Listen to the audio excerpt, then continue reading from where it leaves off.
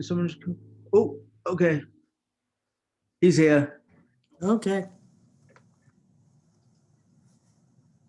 Raymond, you in? Very good. Okay, I see. Yeah, Casey. He's Sorry, muted. sorry about that mix up. So should we get rolling? Yeah. Yes. Yeah. Yeah. Please go ahead. Well, welcome everyone. This is the dissertation, last several years of work that we put together, a lot with face understanding, detection, studying of bias, as you're seeing, recognizing families and photos, a few different branches. This is work done with my advisor, Young Raymond Fu, and the committee, Octavia Camps, Sarah Starters. And yeah, we're gonna go through three different pieces about me a little bit, just personal and selected research, and then what is next. So about me, real briefly, I love winter sports. That's really my thing to do. I love my family over here on the left, my siblings, my dogs. I love to travel, and vision, computer vision has been a big part of my life. I'm a double Husky. I went to undergraduate here as well, and here trying to close off the PhD with this dissertation. I have several papers I'll kind of skim over, but several works, and we're going to be going over, especially this top half, the 2020 papers, the top 8 or so. So I'll kind of skip over this for the sake of time. So over these last few years, we've had a lot of great successes, a lot of great experiences with publishing papers, organizing conferences, workshops, tutorials, etc. A lot of journal extensions. We've been, it's been a great experience. It's been absolutely amazing. Smile Lab is a great place, and under Raymond is an incredible hands-on advisor. I got very lucky with the whole setup. So let's talk about some of the work that we did. Yeah. So there's three projects we're going to peek at. A, B, C. We have the landmark detection, where we're going to start. And this is work I did while at Snapchat on intern, and then coming back to the lab, we finished it up. So landmark detection, what is it? Faces. It's the ability to detect landmarks, just in points of interest on your face, predefined. Why do we ever want to do this? There's a ton of applications, from face swap to filters and superimposing filters onto your face, virtual makeup, cosmetics, even medical. Graphic augmentation, expression. So even studying higher level face recognition, you need these landmarks to do high level tasks such as expression analysis, face recognition, tracking the face, human gaze, seeing what someone's looking at or understanding their pose, their expressions, etc. So landmark localization, key point detection, in alignment, that's essentially the task that we're talking about here. And it's essential for many vision tasks, as mentioned. And lots of attention over the years. This is not a new problem at all. It's one of the early problems tackled in computer vision. Yet, like the last few years, with the deep learning, there's been revamped interest in pushing state of the art on ever so challenging data, more difficult and larger data sets. So our project goals essentially at Snap for the intern was to leverage, we want to leverage an abundant face collection available online for free. So we wanted to use unlabeled faces to better our model. And we wanted to design it such in a practical sense. So it's fast, it's small, and it works well. We wanted to run in real time. So again, here the task is you're giving a CNN. We have our model, but our goal is to pass an image through, a facial image, and generate the key points. Determine exactly where these key points are. For example, 68 predefined here, but there's key landmarks, however many there are. So what people have been doing up to this point is we have our network, and they're passing through CNN and generating a heat map. Heat map is the probabilities that correspond to a landmark being present. So essentially, we get this heat map. So we get one heat map per landmark, and then we want to convert that to our numerical coordinates. So we want to go from heat map space to, okay, what coordinate, X, Y is this on like a Cartesian plane, but just pixel space. And then we'll compute some kind of loss, SAM, a soft argmax, which we're going to talk about in a minute. And then we propagate our error, train our weights. So let's take a look at this, the SAM real quick. So this was state-of-the-art 2018 CVPR, NVIDIA's work, where they did a lot of work with the soft argmax. And we're analyzing it, and we boiled it down. And as you know, the math shows, and as many know who work in this field, soft argmax is certainly no secret. It's renowned and it's used quite a bit. But for the 2D case, we broke it down so we have a typical softmax operator on our heat maps, and we're going to go ahead and we're going to find the expectation of that. So it's an expectation over a heat map space. So it's the first order. It's our mu. So it's going to find the expected value, and then it's going to put some L2 error L1 on the true coordinate. So it's going to penalize according to the difference from that mean. So how far is it off our prediction from the true, and we're going to penalize accordingly. Now it's done this way instead of just finding the max, because the max is not differentiable. We need a differentiable objective to train it end to end to get the benefits of the deep network complexities and everything we want to leverage from that technology. We want it to be end to end differentiable ideally. So this is why we have the soft max opposed to the just the maximum value, more hard assignment, because you can't differentiate it. But still, we're looking at the heat maps that this generates, and you can see that they're somewhat smudged.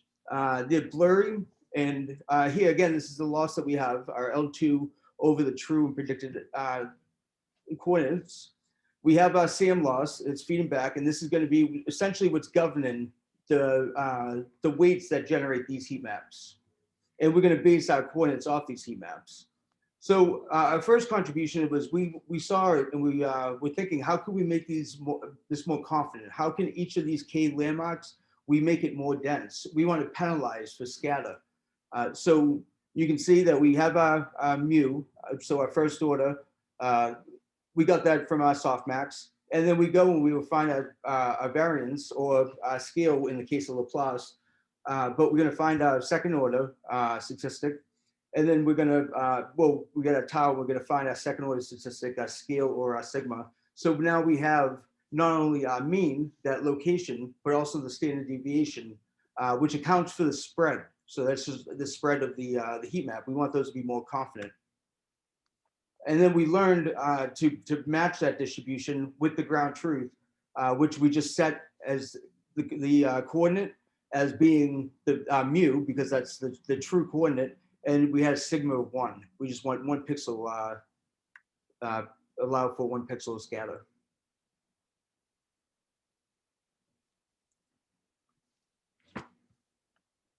So this is, so now here, just to kind of get a little more visual on exactly what's going on, we have this stack of heat maps. We have K of them.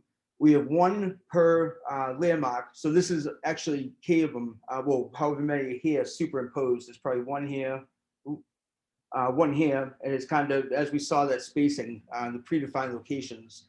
So we have K of them. And essentially, we're just breaking it down to find our maximum value, our expectation. So it's really simple, interesting math in space, where it's, once you boil it down, it's kind of fundamental. It's interesting loss to play with. And it was very interesting to make it better with the Laplacian. We see that being generalizable quite a bit in similar tests, and even other landmark tests, the different data. So now here's our SAM loss. This is what was being used in a general way, just as a soft argmax on typical detection models. Now we just essentially can replace that all in all with our Laplace KL, and you can see the predicted landmarks are much more confident about the mean. There's less scattered. They're actually distinguishable. So now the question is, if we have these this higher precision, we have these denser predictions, does that translate to a higher accuracy? Does this mean that we can get a better score basing landmark predictions on these heat maps. And go to find out yes as we'll look at the results. We're going to look at the second portion of what we're trying to do is we're trying to leverage unlabeled data. So the two actually complement real well. Go to find out, which is really nice. This will kind of, as you'll see, that we need our loss for this to work. So essentially, we have an adversarial learning scheme. It's kind of at this point, it's a go-to approach. It's pretty well known that this works well, but we tried it here with our heat maps. So essentially, we have unlabeled data that we're going to pass through a generator. A generator is just a network from the prior step that was generating these heat maps. So we're just the same exact model that we're using before, generate K heat maps. So we generate these, and that's going to be our fake heat maps because we don't have labels for them. Now, our real is going to be, we're going to generate these from the ground truth. And so we have our real heat maps. And then in either case, we're going to superimpose that RGB image on top to force it to align. This makes it so you're kind of forcing it to make sense, like the nostrils line up with the proper key points, the edges around the face, everything lines up, and it's nice and right. So it kind of forces that relative location kind of constraint inherently. And then we have a min-max loss function on that, which is the adversarial learning. So we can see here the results. Laplace KL here without any of the without the discriminator, without the GAN component, the adversarial component, it outperforms all the soft argmax. Even as you add some unlabeled data to the soft argmax, it still always outdoes. As you can see, there's no consistent gain either with the softmax. Joe, what's the score here? What does the number mean? Oh, mean square average, normalized mean square error. So just the how far are you away from the? So smaller is better. Smaller is better. Yes. Okay. Thank you. So yeah, smaller is better, and you can see here that we have a mean square error. So Euclidean distance away from key points it's going to be about 4.01, which takes state of the art even before we add that discriminator. Now, when we add that adversarial component and we add more unlabeled data, so you can see when we add 10,000 images, 30,000, 50, 70,000. So these are unlabeled. You can see that we incrementally get better, and we kind of push it to even. I mean, a nice little margin when you're getting that low in mean square error to kind of get that much more boost out of it, to squeeze that much more out of it. Joseph, you are talking about this unlabeled data, adding that to the training? Yes. Okay. And then what is the difference, I missed that, between common and challenge and full on the data set? So different column? Yeah, so my fault, I kind of rushed over this. I should have probably gave more attention to the metric in the sets. So this is 300W landmark detection data set. It's renowned. It has thousands, well, about nearly 1,000 test images, 800 and something, and about 2,100 train images. And it's just landmarks on faces. And now in there's a split with this common, which is the easier samples, challenge, yeah, which is more difficult, and together. Yeah, that's I just sometimes for this not bad to add you know, this information somehow as a footnote somewhere, so then while we are listening to you we can look at that. But yeah, that's clear now. Thank you. Absolutely, yeah. There was a little. I should have put more information there. Thank you. And then the AFLW, which is another data set. So this is actually one of the cool parts. One of my more favorite parts of the outcome. So we took the network, and this is a generator. It's as vanilla as it gets. Like, we didn't add attention. We didn't add any kind. There's no training tricks. There's no. We didn't even do data augmentation. And this is besides with the discriminator, but we didn't do data augmentation in terms of when we're just training just the detector. So it was as vanilla as it gets because we wanted to measure the loss function. So taking that vanilla, because we want to see the effects of the loss function on it being, you know, when the training tricks, we wanted to be able to, you know, get the boost after. So with that being said, we took just that network and we started reducing the number of filters. So here in the UNet, we have these stacks of filters that the weights, and we're essentially cutting these each by 2. So there's 120, say there's 128. The next one, I'm sorry, there's 128.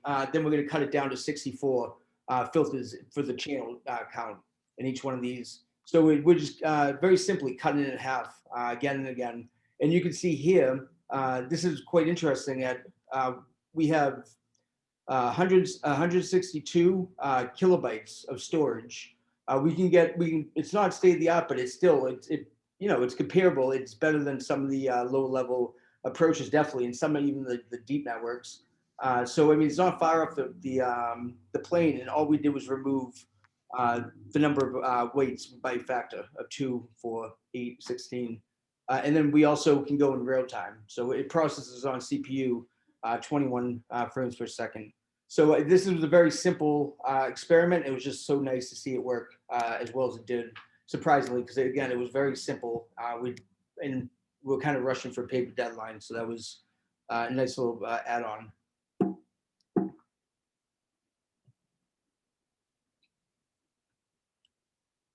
So now we can look at some of the, like qualitatively, look at the difference between odds in the middle, compared to the ground, we have the ground truth here to the left. Odds, you can see the predicted heat maps superimposed, how dense they are and how they're more confident, they're more less scattered. And then you can look over at the SAM, they're more scattered, so less confident. And this is kind of the hypotheses we drew, that we were trying to add that second order term to our objective to account for this and to minimize the spread. So you can just, there's a bunch of results, even around regions that tend to be tough or are kind of contradicting in the ground truth, how we outperform qualitative, like they just look more convincing. Even in cases here where there's beards and it's somewhat subjective where the face starts, or out here, you can see the, because we're the green, here it's actually better. I feel like ours is better than the ground truth, which is one of the problems with the landmarks. That's pretty known that it lacks precision in ground truth. So I'm just going to just quickly, we'll jump on to the next component. So we can go and try this. We did faces, but 3D faces, human poses and hands. There's been quite a few people, some activity going with this. I've been getting quite a few emails on this. We kind of moved off this topic, but it'd be interesting to see people pick it up and go with it and keep, use this for other, whether it's segmentation or other tests that are similar to the detection. So going over the KINSHIP, this is really the core of the work that we had done, KINSHIP recognition.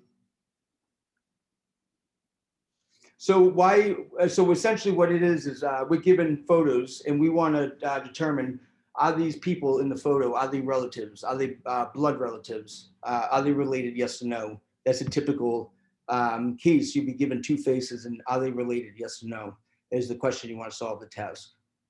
So why do this? There's a ton of applications actually, but the more we dug and understood the problem, it was quite surprising to see how much this actually could be used all throughout academia and throughout industry in practice.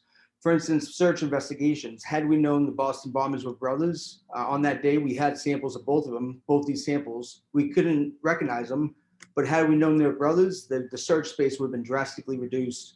Perhaps we could have made a match. One of them was actually in the FBI system, so that was what led to a big incentive for face recognition, but that's a whole new story. But we failed, face recognition failed on that day. And had we had some sort of attribute detector like KINSHIP, perhaps we could have narrowed the search space. Missing children, children being exploited way too regularly. You might online and other very sinister means of trafficking, human trafficking of these kids. And if they're found online by official, they often cannot be identified. Have we found a child and we could perhaps go find, because they're not in any registry, they have the picture of their children. So perhaps we can find one of their family members and then identify them that way. The modern day refugee crisis, people against split families all around the world. If we can get this on low cost camera systems in these camps, we can connect families, reconnect families without having them stand in line and having to find paperwork, but they could barely find their belongings. Services such as Ancestry.com, there's a growing interest in your family roots. It gives you kind of sense of belonging, gives you a sense of like union. So there's been a lot of studies showing that this is why people are so interested in their family history, and it does make sense, their heritage. So there's been a rapid increase in interest as these companies are really amping up their services. So it's interesting to see, and this could be another, being able to use imagery could be another means of either collecting data or expressing data of giving you the full story of your heritage. And there's social media recommendations, and there's so many more. The list really goes on. So let's take a little closer at the task. We're given images, and again, this is a toys example, so we usually RGB, but we're given images, and our goal is to go ahead and find that this is the Griffin family, that's the Simpson family, Quagmire in the middle is related to no one. So we're able to do here family classification. That would be one of the tasks. This is one family, that's another family. So more clustering. We can take it a little bit further, and we can take one of those clusters, and we could say, okay, that's mom and dad. These are the children, their siblings, they share parents. And then kind of the holy grail of the problem in computer vision would be, okay, you're given this corpus of imagery.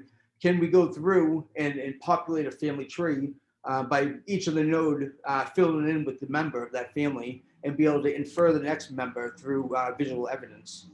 That would be, of course, the kind of the holy grail to the problem in the sense of vision and the test. So why is this not used in practice? We were just speaking of how useful it can be, but we don't see it anywhere in technology. This is a question we asked ourselves a couple of years back. And the answer is pretty straightforward. It is a challenging task, as many of these vision tasks are, but there's a lot of hidden factors that contribute to similarity or differences in appearance, whether it be nature or nurture. There's a lot of things that can affect this. And there's a lot of variables that even change across different ethnicities, et cetera. So with that, there's insufficient data distribution. So the data available doesn't even account, barely accounts for parent-children pairs. There's 2,000 at the time, there's 2,000 pairs in total, true pairs of parents and their children, one parent, one child. So that doesn't even, cover even a small subspace of what the realistic data would look like. So the lack of labeled data also means that there's a lack of modern day machinery that can be employed. We were unable to employ deep learning networks that are high, they're high demanding in the data that they needed to be driven and to learn from, and we just didn't have it. It just was it was overfitting to say the least. So we need a large scale kinship data set, and it's we're going up to these specs. So we set the specs, which was quite difficult to reach. We wanted to get 1,000 families, and each of those families get about 10 family photos apiece. Family photos, so each of them having multiple members of the family in a photo, and some perhaps being more profile shots. And we wanted to collect these photos along with the metadata, the captions, the text. So as you can see here, for instance, like the Bruce Lee family, we would go and we came up with 1,000 names. They were kind of our root reference, like Lee Bruce is all Bruce Lee's family. If it's touching the tree, it gets merged in under any circumstance. So this is just a root reference. It's a Lee family. And then here we go and we collect imagery for them, anything from the single picture of Brandon, his son. And you'll see why in a moment why we did it this way with the metadata. And then you can see like the whole family and all the different names from the metadata stored. For image 1, we have Brandon, image 2. We did this for 1,000 families. So with this, we was first talking about how we stored the labels. So we had family level and image level. The family level, and these are still the labels we use to this day, it consists of a relationship matrix where it says, okay, how is Bruce related to Linda? We could see 2, and that would mean that they're married. Bruce and Linda are married. However, Bruce is the parent of Shannon, because 1 and 4, and you can see the inverse relationship. So we have these relationships that we can use the genitive to infer, is it mother, father, and the type of relationship by the value in the graph, in the matrix. And then here we go and we affiliate, okay, MID, so member 1 is Bruce, and here's Bruce in the photo. So that takes us to the image level. Now we had multiple images per family. We want to know where these people were in the photos. So we had Bruce, and we had all the instances of Bruce in all the photos.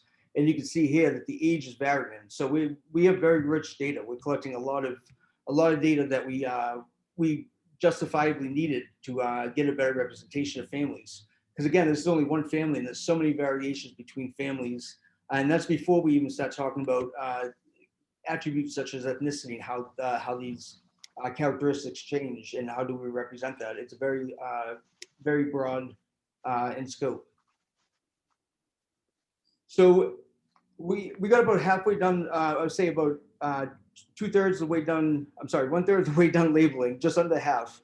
We got about just under half done labeling. And we found a better way. We came up with a clustering algorithm that allowed us to use those existing labels to better facilitate a clustering. We used it as side information and essentially did it was a k-means that was, its similarity function was cosine, because it's better for faces. And then we had a sign information, and this was able to guide a better clustering. So it worked quite well. It worked quite well. We don't have the plot, but that's we're able to get the rest of our data by using more of a clever scheme to speed things up. So now we had to come up with. Joseph, did you have, so that one was, you consider them as a ground truth? Did you have a level of to check that they are correctly labeled or not? Yes, we actually, so we had 7 families, and I don't know, I think it's at the end of the deck. We had 7 families that we actually measured the time on, and we looked at the accuracy. We manually did it. We sped it up. Okay. So it was just some sort of adjustment learning that you found a cluster, and then if you had one representative that was labeled on that cluster, and then assign that label to the rest of that cluster, correct? Exactly, but yeah, in more of a soft manner. So it wasn't a hard constraint that we had to impose because of the families were they were inconsistent. So we couldn't assume that there's a hard constraint here that they got to be in the same cluster because of marriages. Okay. So that's why we use this side information to solve the constraint. So this was able to, we got tons of data with this. Then we had to come up with some tasks. So we had kinship verification 1-to-1, where we're given 2 images, say of a father, son, and the task, are they related, yes or no? So this is the 1-to-1 scheme. Here, they're not related. So it's a Boolean question, given 2 images, are they related, yes or no? That's one of the more traditional tasks. Another task, and this is more realistic, is the 2-to-1. 2-to-1 meaning that, okay, we have these 2 parents. Now the task is then to figure out, are these the parents of their daughter? Is this their daughter? So you have more information. It gets a little more interesting in like, how do you best fuse this information? How do you leverage information and knowledge from the father and the mother? You just simply average? How do you best set the different regions of the face that should be expected to be inherited differently from different members? So it gets a little more interesting. And then we also recently launched the search and retrieval. So this is probably this is definitely the most challenging and most interesting, because it mimics how it would be in the real world. We have a gallery, millions of faces that we just throw in, and within that gallery, there's around 100 faces for each family. So there's family members inside, and you're given probes. So here, Brandon Lee, and it's like, okay, go find the family members for Brandon Lee and rank them. So you go and you return this ranked list, and each time it's correct, you get awarded, and then we measure according to various metrics on that. So this is a more large scale task. And you can see some of the ones here that we got some samples. For instance, Michael Douglas, we had all these samples in his probe. And you can see that the various ages for Michael Douglas, he doesn't get too young, but a little bit. So we have all these instances, and we go and we compare it, and we're able to get all of his parents, his child back, but there's some false positives here, and then continue on. So we did pretty well with Michael Douglas. So here, like all in all, we held tons of competitions. You can see these RFIWs are us, and this became an annual effort, whether it be ACM Multimedia, FGs. We also held tutorials at ACM Multimedia, FG, CVPL last year, where we gave KINSHIP tutorials. And you can see here that things really, and there's a lot of, this is where we came out in our timeline. In the timeline, we came out about 2016, and things were really starting to pick up. So the trend continued, and you can see it's quite an exciting field, and it's really just getting more and more interesting. There's more and more contributions throughout the field. So with that, we're going to move on to the last topic, the bias in face recognition.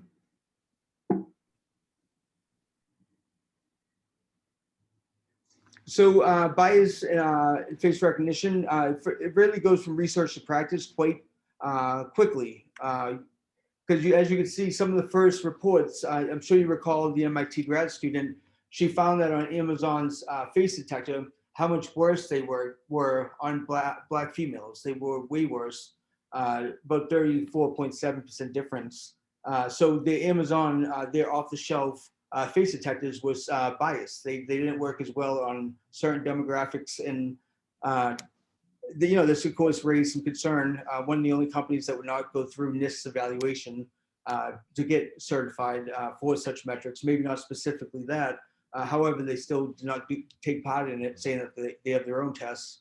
So that raised some red flags throughout the field and got a lot of people's attention, especially with this artificial intelligence getting integrated so much into our life. It's really it could be invasive. We got to be quite careful and really understand our limitations in terms of our boundaries, and essentially how can we ensure things are fair, things don't get too favored in one direction or the next.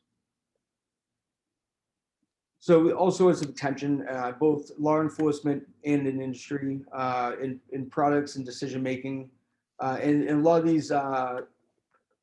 of these technologies tend to favor, with these data sets, they tend to favor white Caucasians, as we see.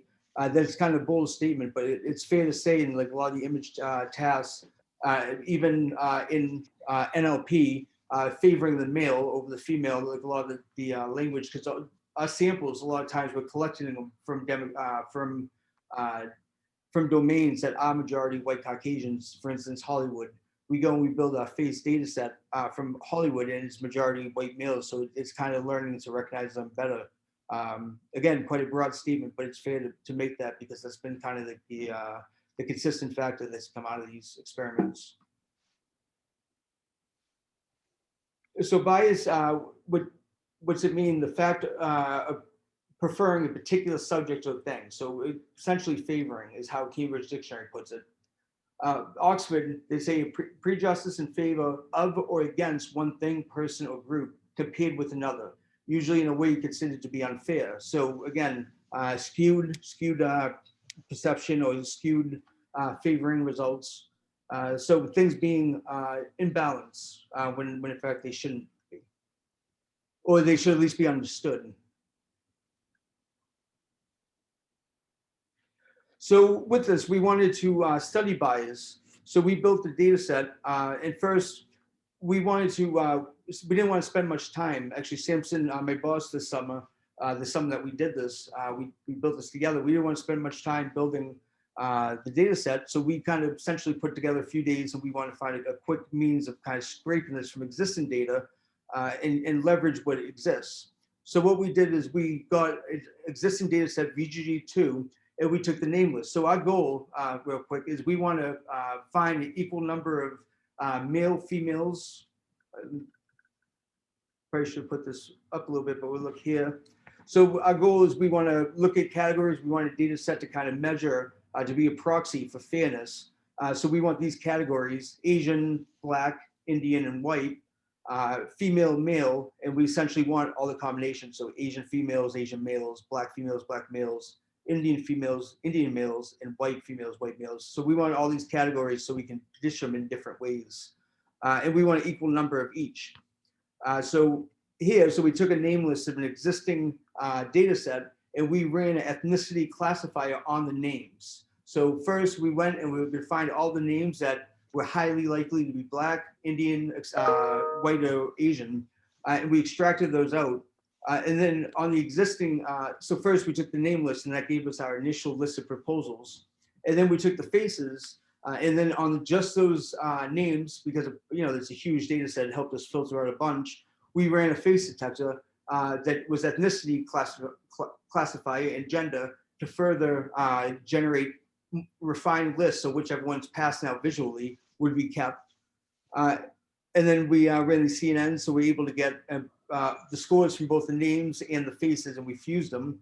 And then we did some manual cleanup. So we were able to really do this, collect a bunch of data very quickly this way. So we have 20,000 face images of 800 subjects, 8 subgroups. So everything was equal. It was all balanced. What are the subgroups? That they were race-based subgroups? The what? Are the subgroups, they were race-based? What are the subgroups? The subgroups were the here the Asian. These would be subgroups. Yeah. Okay. So it was based on race, ethnicity. Okay. Yes. And gender. Yeah, gender. Oh, and gender. Okay. Well, it depends how you slice it. So we could take all of our data. We could say we have 20,000 faces. We have 10,000 males, 10,000 females. So okay. So we can look at the gender, which we do. We can also look at the ethnicity. So say we have 4 different subgroups now. We have Asian, Black, Indian, white. So then it'd be equal to split, and then we can look at the 8. We can split it further. And they were all balanced. Yes, totally balanced. Mm-hmm. Okay. Same number of subjects, same number of faces per subject, right across the board. And these are all based on the name. It's not, you didn't go there because we have, different shades for Black people, Indian people, even white people. But this is only based on their name. It started off one of our scoring. So we ran a name classifier, as you said. So on the text, we also ran a face classifier to look at the ethnicity of the faces. But how did you, that face, what network did you use for face classification, ethnicity? It was the Insight face, like the multitask trained CNN. So we just took one off the shelf. And so it was really, it stayed the art. Insight faces, it was like, it was built out. There is other one. Have you heard about fair face as well? Yeah.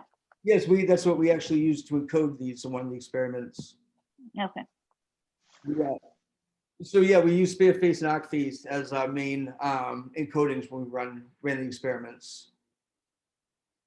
So because now this was just for encoding, and now we actually represented it with those encodings to run our verification experiments that we're going to run in a moment.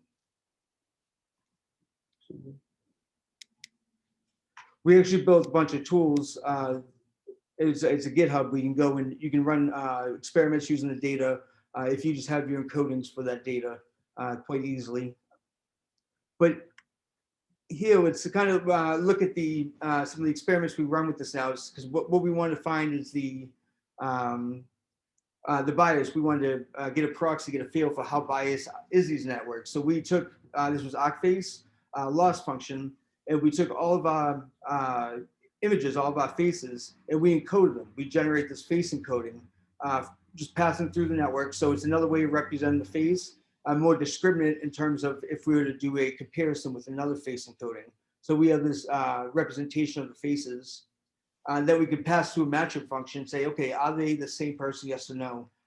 Kind of that Boolean test we're just talking about, even with KINSHIP, it's kind of conventional. It's again, just a matching verification problem. Are these the same people in the photo, yes or no? So that's one of our tasks. So we do that for all the images. We encoded all of them. We did some analysis here, just the way we stored it, which we kind of skip over them for the sake of time. So we, with all the encodings, we ran this test where we're looking at the SDM curve. So the distribution between here, the orange, it's imposters, so people that are not the same. where's their score. You can see where their score lies about the mean. And then the same for the true, which is more spread out. So these are the true scores. They tend to be much higher. We want to find a threshold that's essentially optimal for all these subclasses. So we found that there's different sensitivities.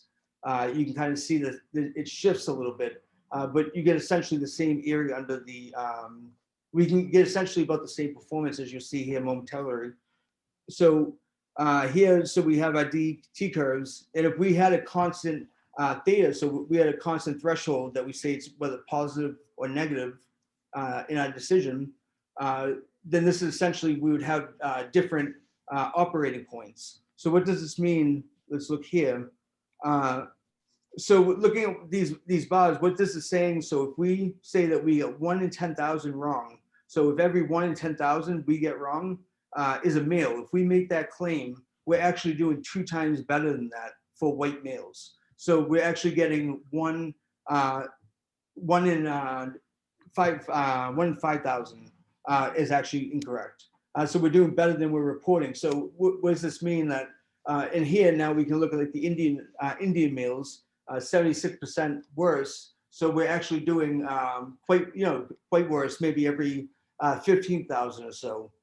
It's 1 in 50,000. I had that backwards, but you can see that. So now what does this mean in the practical sense? If we're selling a system to someone and we're going to say, okay, here's our system, we get 1 in 10,000 incorrect. That's actually quite dependent on the data domain in which you're working. You can see, depending on the subgroup, how true is that statement. You can see it's not always, it's never right on.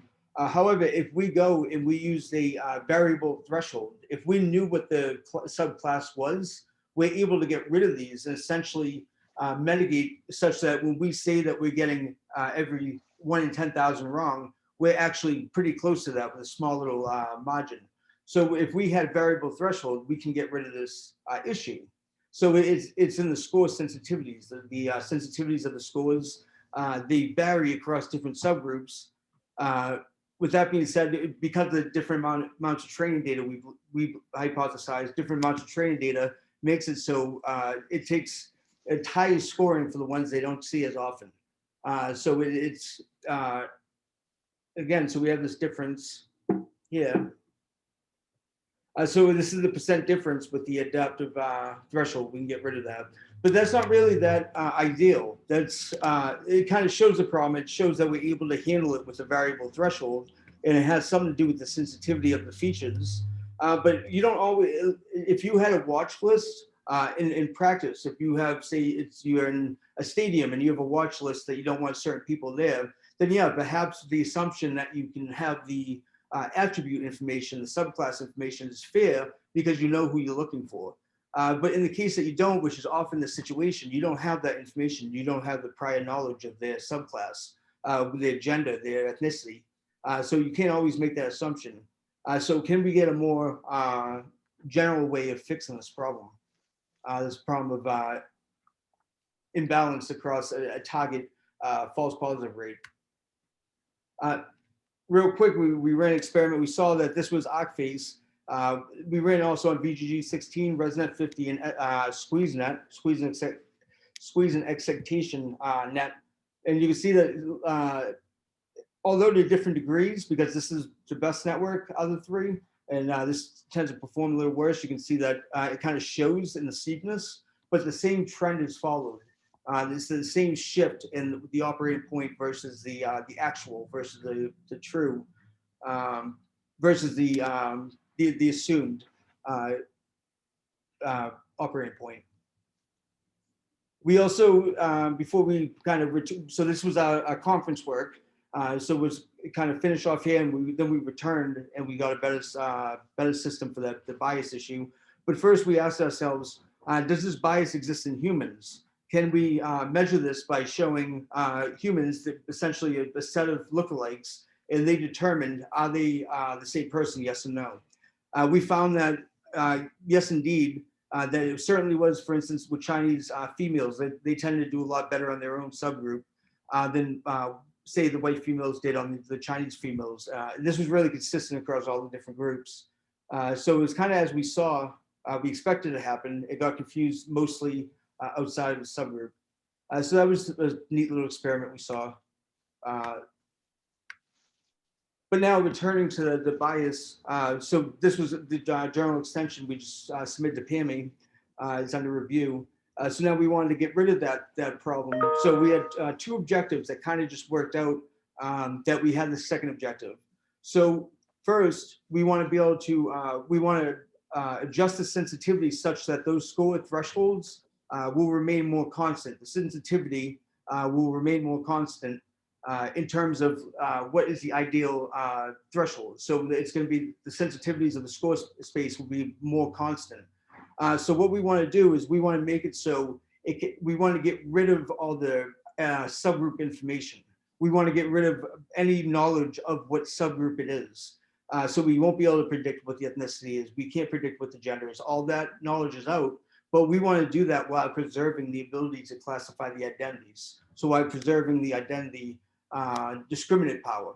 So here we have our arc-based features that we're passing to this fully connected MLP that were then projected to a lower dimension. We went to a lower thinking that we're going to have less. We wanted more compact representation for faces. If we're getting rid of some of that knowledge, then perhaps we should go to a lower dimension, which we are kind of gut feeling that was correct. So now here we have a 256 vector that now we do two things with it. We pass up top and we say, okay, we want to preserve the identity information. So we have is just a softmax over the number of identities, and we penalize when it cannot do so. So we're preserving its ability to identify people.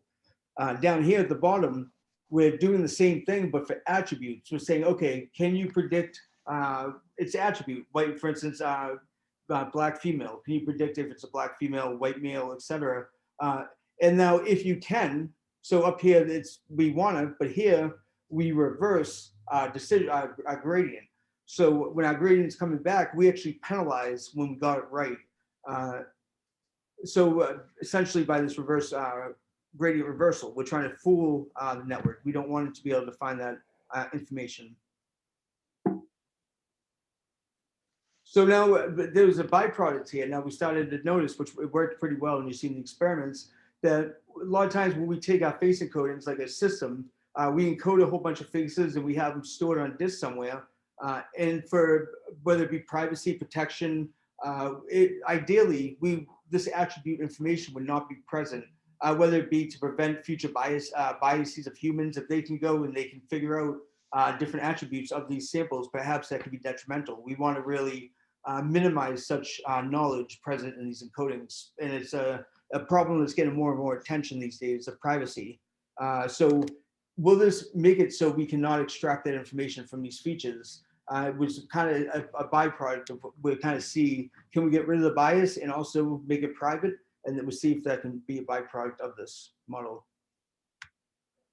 So first, you can see that rerunning this experiment, essentially what we want to do is balance this out so we can go closer towards this adaptive, the variable threshold, where it goes to the exact operating point as it suggests for each of the different subgroups. They kind of independently treated. Here, we retrain, and now we have all these 256 dimensional vectors that we're working with now, because we encode, and we're able to really flatten that out quite a bit. Surprisingly, a lot, even better than we were hoping. So we got rid of a lot of that bias in there. We can just see that visually and numerically if you look at the numbers, but you can see that it kind of flattens out, approaching kind of the more accurate situation of the variable threshold. And you can see some of the faces that wind up we're getting right now that we weren't getting right before. They tend to be quite similar looking in low quality, like reflections and mirrors, lighting, low resolution, not face, no frontal shots. So they all have obscurity to them. So you kind of see like lookalikes. You can kind of see why you get these kind of wrong. Again, occlusion. But we're able to overcome that with our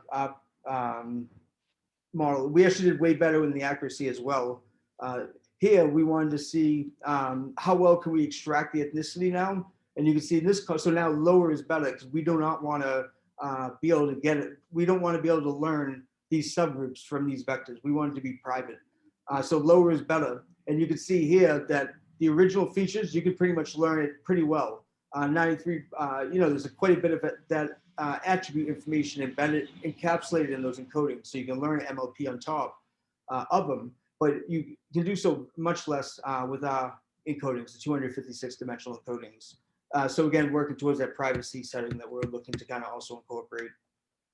All this data is available online in all the code, source code. So this, along with Families in Wild, all the data that we have produced is all available. Handled properly with all the copyrights, etc. Per like IRBs and whatnot. So now to wrap things up. So what's next? So for the families in the kingship, I definitely see that this being the direction is going to be, how do we incorporate multiple family members in the problem? I really see that being the next steps for this, because we've really gotten so good. I think the state of the art of verification is getting better and better. We can keep trying to squeeze that and get it better. However, I think that the problems need to be revisited, and us considering the tree relationships and how do you best fuse joint information, like when you have both parents, when you have only a parent, when you have grandparents and say the mother, how do you best fuse this knowledge to make predictions? Is that a family member? Having more members present.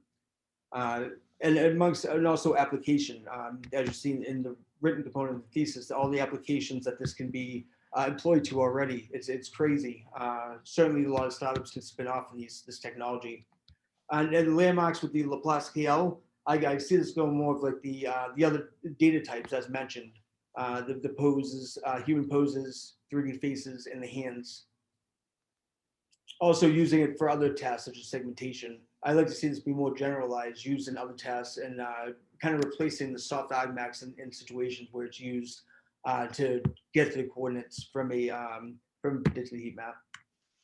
And the bias in face recognition, it'd be cool to do some of these studies in the kingship realm. So take the studies we did. We don't have fair enough data coverage to really do that. It would be too sparse, I believe.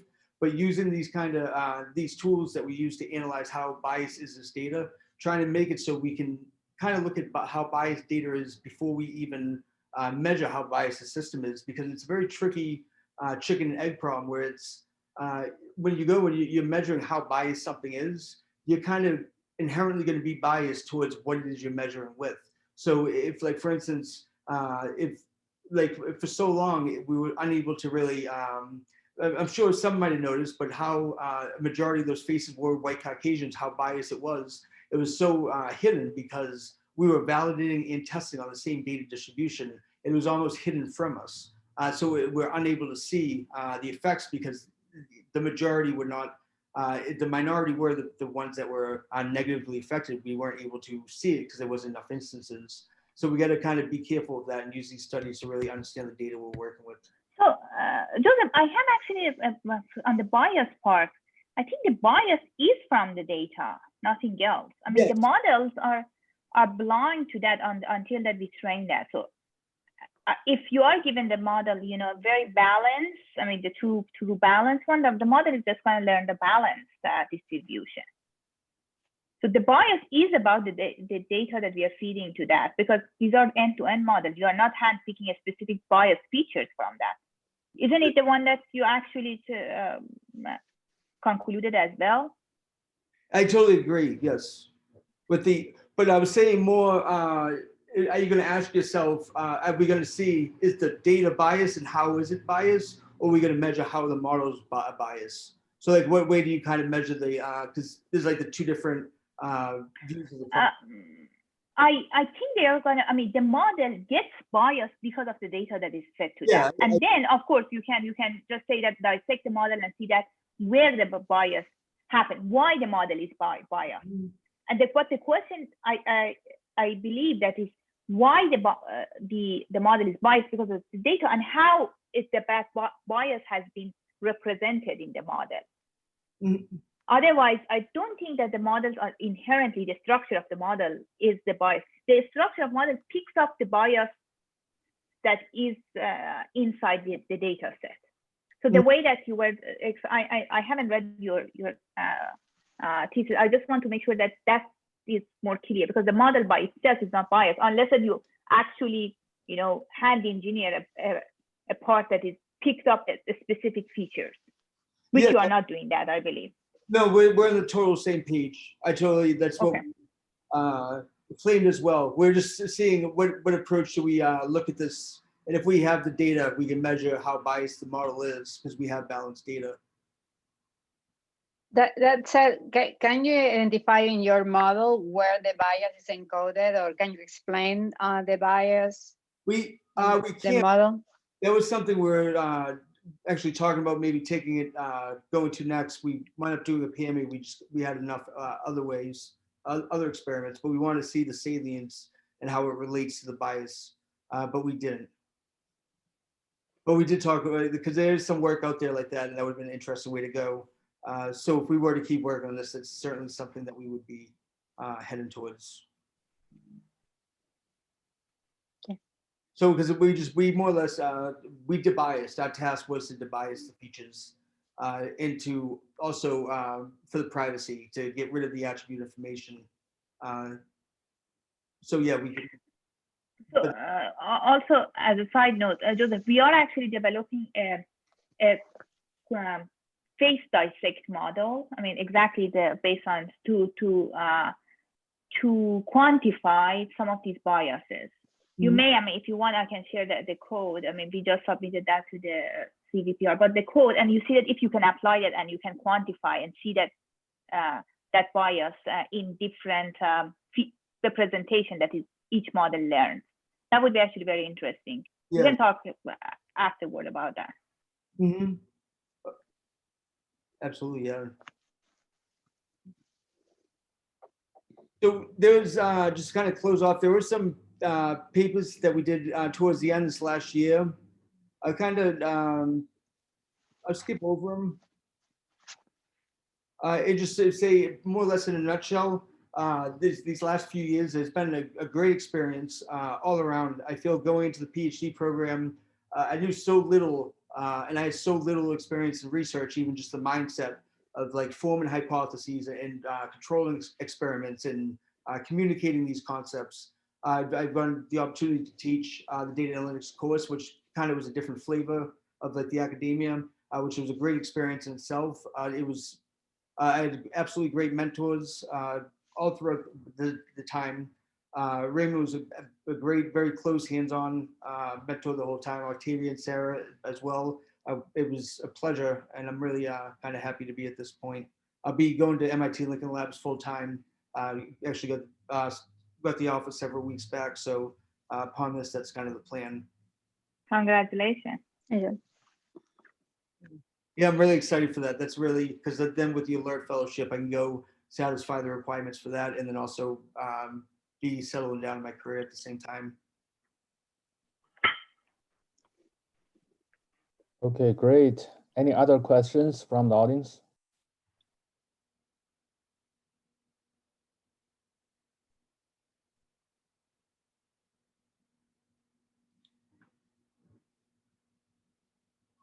All right, I think we ran out of time.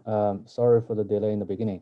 So we would ask Octavia, Sarah, and myself will stay, and three of us will discuss. And other audience, thanks for joining us.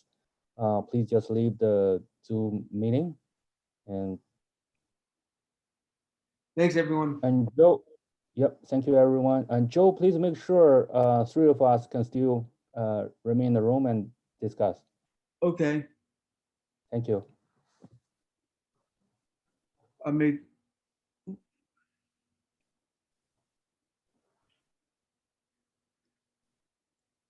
I make Sarah the host. That. Okay. Yep. And then, but make sure to come back. Maybe Raymond, can you text him when we are done? Then he can come back. I will text Joe. And then you can come back. Yes. Yes. Then Joe can come back. Okay. Okay, Joe. Just stay there for a few minutes. Yeah, absolutely. Sounds good. Should I leave now? Or should I wait for everybody? Yeah, just leave now and then stop sharing maybe. Okay. Thank you. Thanks.